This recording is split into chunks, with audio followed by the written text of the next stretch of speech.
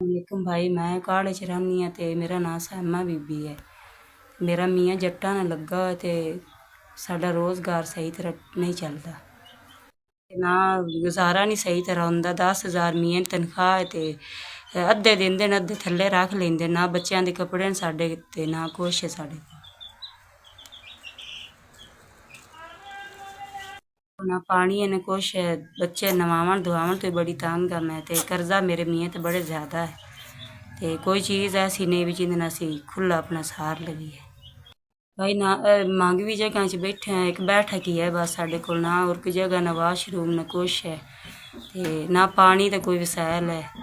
ਕੋਈ ਚੀਜ਼ ਵੀ ਸਾਡੇ ਕੋਲ ਕੋਈ ਨਹੀਂ ਹੈ।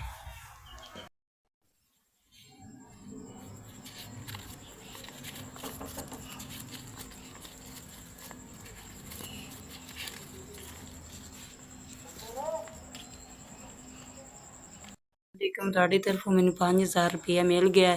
ਅੱਲਾਹ ਪਾਕ ਤੁਹਾਨੂੰ ਤੰਦਰੁਸਤੀ ਦੇਵੇ, ਤੁਹਾਡੇ ਵਾਲਿदैन ਤੰਦਰੁਸਤੀ ਤੇ ਤੁਹਾਡੇ ਭੈਣ ਭਾਈਆਂ ਨੂੰ ਤੰਦਰੁਸਤੀ ਦੇਵੇ, ਤੁਹਾਡੇ ਬਜ਼ੁਰਗਾਂ ਨੂੰ ਤੰਦਰੁਸਤੀ ਦੇਵੇ। ਜਿਹੜੇ ਤੁਹਾਡੇ ਘਰ 'ਚ ਬਿਮਾਰ ਹਨ ਅੱਲਾਹ ਉਹਨਾਂ ਨੂੰ ਸ਼ਿਫਾ ਅਤਾ ਫਰਮਾਵੇ। ਅੱਲਾਹ ਸੋਹਣਾ ਤੁਹਾਨੂੰ ਸਾਰਿਆਂ ਨੂੰ, ਘਰ ਦੇ ਨਿੱਕਿਆਂ ਤੋਂ ਲਾ ਕੇ ਵੱਡਿਆਂ ਤੱਕ ਤੰਦਰੁਸਤੀ ਦੇਵੇ। ਤੁਹਾਨੂੰ ਅੱਲਾਹ ਹੱਜ ਉਮਰਾ ਕਰਾਵੇ।